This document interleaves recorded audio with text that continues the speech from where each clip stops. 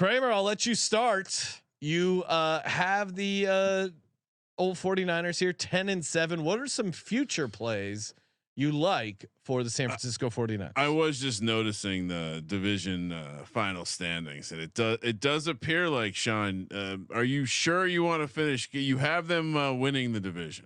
Who do I have ahead of them? You don't have anyone ahead of them. No, sorry. Wait, who is what do I have the other teams at? 9-8 for the Rams and Cardinals. All right, I'll leave it 10-7. Wow. But I'm not. Sean picks the 49ers to win the division. Sean, you wouldn't believe it. They finish, in my version of reality, they finish one game behind the Arizona Cardinals. Okay. All right. That's a little optimistic. Josh, please tell me. Yeah, hopefully you got that face just Katie flashed it at me right well, now. also Munaf in the comments saying that the 49ers are going to miss the playoffs. Oh, Munaf. Whoa, wow. Katie just harsh. firing daggers.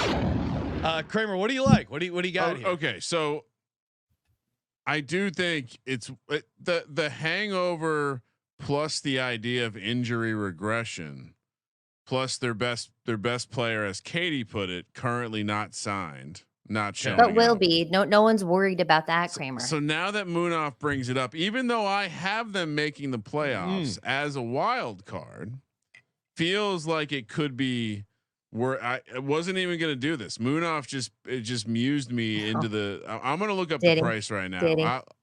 I think it's like 330 maybe. Oh wow, my goodness! I want to let me make sure this is a most up to date price. I don't want anyone to feel like I'm giving out the wrong number. But yeah, I think worth it, worth the sprinkle. Someone in this division is going to step up, and I do think again, we don't project injury, but they do seem like some regression could come in that area. Yeah. So I would start there. That's how I would build the beginnings of the card. You're looking to the under, miss playoffs, worth a sprinkle. The under's a nice bet. Yeah. I like the under 10.5 wins. I will also toss in now. Breece Hall. They have a head-to-head matchup. So Breece Hall versus Christian McCaffery rushing yards. Ooh. I'll take Breece Hall at plus 120. Oh wow. I'm just a little skeptical of Christian McCaffrey. Rushing or total yards? Rushing yards. Okay. So I think he's, and I would be surprised if he's dealing with the calf thing. They take it easy on him and don't maximize the touches like they did last year. I mean, he played every regular season game, or maybe didn't play that last one, and then the playoffs where he had a massive workload. I will also throw in, now this is kind of a positive one for Katie. 49ers first 5 games, 4-1 plus 190. 4-1 plus 190. I think there's one game in those first 5 that they mess up. Not 5-0, huh? Not 5-0. I see the case for it, but I'll go 4-1 in the first 5 at plus 190. Katie, you have the Niners going over 10.5 wins. What else do you like for the 49ers futures? Maybe division, conference, Super Bowl. Yeah, let's props. go conference. Let's counter Kramer and Munaf on this, and let's just say not only do they make the playoffs, but they win the conference. You look at Brock Purdy, and he didn't look that great tonight in the preseason game. He didn't have any weapons out there, and obviously no Trent Williams. But last year, he was one of the most efficient passers in the NFL. He's retained all of his elite pass catchers. You look at Deebo Samuel, George Kittle, Christian McCaffrey, Brandon Ayuk will be there. At least I think that he will be. And then you added Ricky Pearsall, who's injured right now. Seems to be maybe a little bit fragile, but could be spicy as well. The Niners have made the NFC Championship game 4 times in the last 5 years. 2 of those times resulted in a trip to the Super Bowl. Obviously, we know what happens there. They averaged about 10.8 wins per season over the last few years.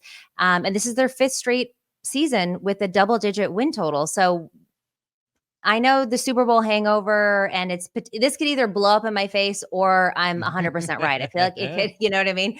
It could go either way, but I will say 49ers will be the NFC champions again. And then I will also say that they probably lose the Super Bowl to the Chiefs again. No. Come on. No. Dark place over there. All right. I don't want to watch it. I mean, I guess if it is Chiefs 49ers. I will be betting on the Chiefs again, but I don't. No, football fans don't want to watch Chiefs. Nobody wanted to watch the Patriots do it over and over again, and they kept going too. So it's that is true. Makes a very good point. Where are we at on Brian Schneider, special teams coach for the San Francisco 49ers? Great question, Ryan. Yeah. Any takes on him, Katie?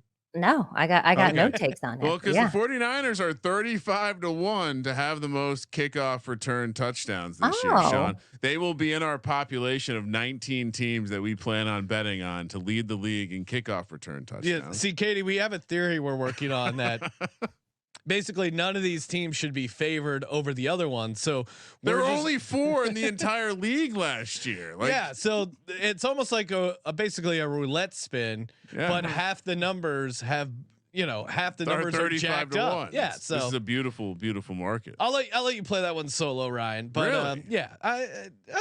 You're not all in on the 19. You know what? We made a pact. Since it is a system play, most kickoff return for touchdowns at 35-1. So wait, you're taking the 49ers to have the most kickoff returns? Well, because we think it's going to take 2.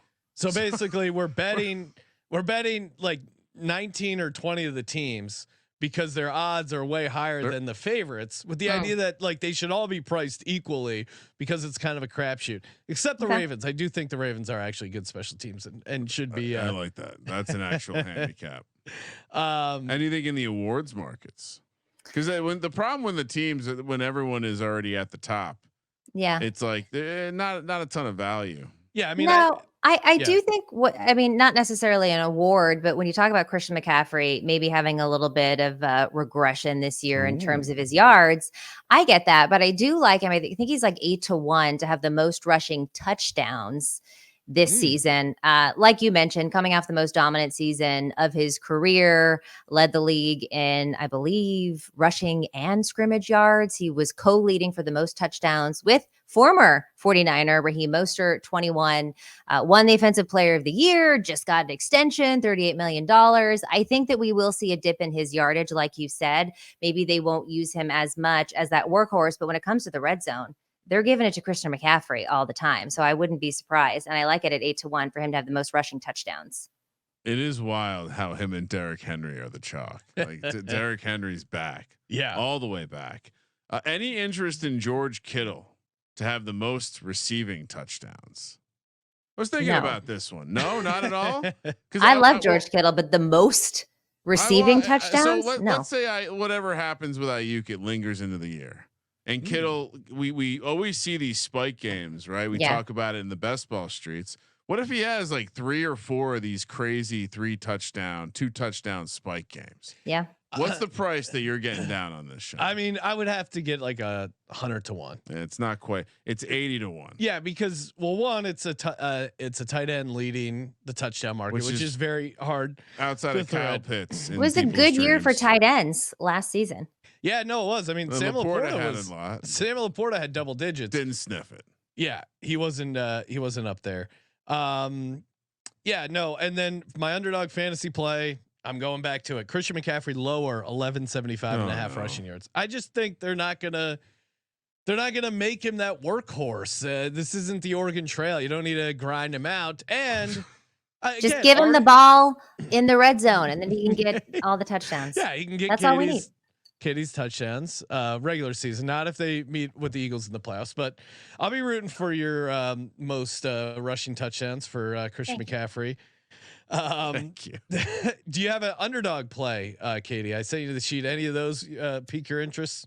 Yeah, well, one, I'm taking the under on anything with Ayuk because I just we don't know if he's playing. I definitely think that he will be playing, but as we saw with Debo, unhappy. Well, with the behavior. I just think when players do this and they hold out this long, and Debo didn't even hold out this long, and he even admitted it himself. He's like, I wasn't in the right headspace. I didn't have the season that I wanted to have, and there's no way that you could be fighting over contracts and money and not know where you're going to play a few weeks away from the season. This is what, week 2 of the preseason. You still don't know where you're going to play. And we didn't see him on the sideline today. I don't know if he was somewhere in the building or whatever, but there's no way that you're in the right mindset to come out there and kill it and have a good season. So I'm taking unders on anything with Ayuk. I think there was the over under on Purdy's passing yards.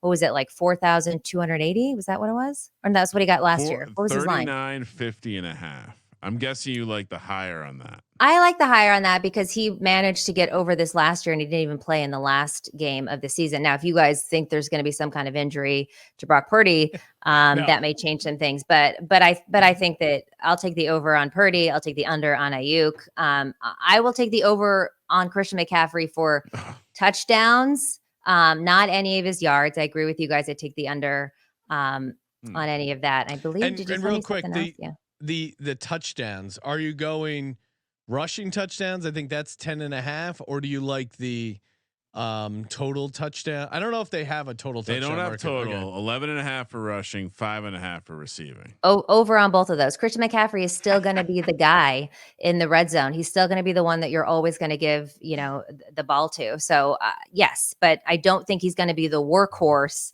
like he was this past season. You ever sit down at the roulette table and someone's playing and they're playing like 27 of the 35 numbers? It's Christian McCaffrey. Bam. I mean, it is hard to fade the guy. There's no slices of pizza left for me. I guess I'll join you, Sean. Okay. The rushing yards lower. Probably the sharpest angle.